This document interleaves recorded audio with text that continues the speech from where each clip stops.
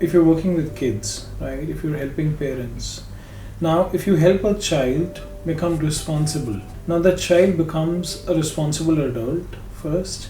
The same child becomes a responsible family member or responsible parent.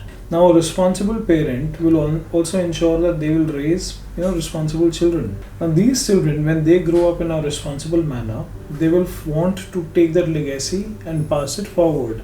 So, अगर आपने एक बच्चे को अच्छे से तैयार कर दिया, and if he understands his roles and duties and responsibilities, his obligations in the right sense of the world, so उसका impact आने वाली generations पे होता है. If one person learns to respect females, for example, now that person will also ensure कि उनके बच्चों को, and if he has a son, वो बच्चा respect करे females को, right? That goes on.